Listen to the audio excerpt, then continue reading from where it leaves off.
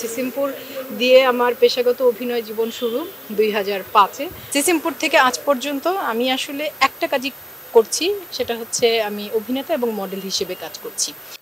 24-এ আপনার বিশেষ কীরকম স্মৃতি আছে যেটা এই ফিল্ম ইন্ডাস্ট্রির জন্য আপনার বিশেষভাবে আপনি মনে রাখবেন?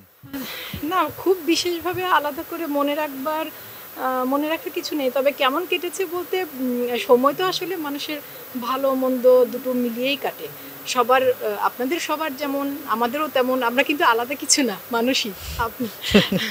আপনাদের মতোই বাড়িতে ডাল ভাত খাই, এই ধরেন পরিবারের অন্যদের সাথে রেগে গেলে ঝগড়াঝাটি করি, একই রকম আপনারাও যা করেন আমরা তাই করি। সিসিমপুর আমার প্রথম কাজ, এবং আমি সত্যি বলতে এখনও যে জায়গায় যাই সব জায়গায় আমি সিসিমপুরের একটা প্রজন্ম বড় হয়েছে সিসিমপুর দেখে, সিসিমপুরের সুমনাকে দেখে, এবং সেই প্রজন্মটা আসলে এখন অনেক বড় হয়ে গেছে। যাদের বয়স ছিল 10-15, আমি যখন সিসিমপুর শুরু করেছিলাম, এখন তাদের বয়স হয়ে গেছে 25-30।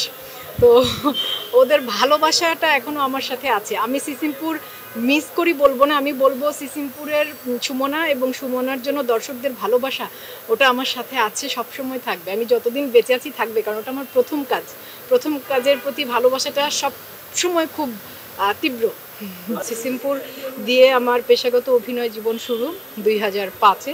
2005 থেকে এই আর কদিন পরেই 2025-এ পড়তে যাচ্ছি 20 বছর অভিনেতা হিসেবে কাজ করার।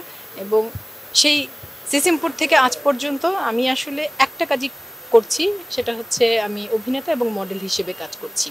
যখন আমার কাছে যে কাজের প্রস্তাব এসেছে, সেই কাজগুলো থেকে যেটা আমার কাছে মনে হয়েছে যে আমি এই কাজগুলোতে যুক্ত হয়েছি, এবং আমি যতদিন সুস্থ আছি, বেঁচে আছি, আমি এভাবেই কাজ করে যাব। আমার কাছে যে কাজের প্রস্তাব আসবে তার মধ্যে থেকে যে কাজগুলো প্রতি আমি আগ্রহ বোধ করব, আমি সেই কাজগুলোর সাথে যুক্ত হব।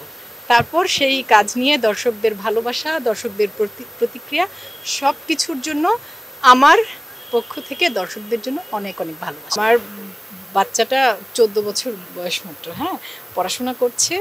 আর আমি এবং আমার মেয়ের বাবা, আমরা দুজনেই চাই যে আমার মেয়ে নিজের জীবনে যা করতে চায়, যা স্বপ্ন দেখে, যা হতে চায়, সে তাই হবে। আমরা বাবা মা হিসেবে শুধু ওকে যতটুকু সমর্থন দিয়ে ওর পাশে থাকা যায় সেটুকু থাকবো।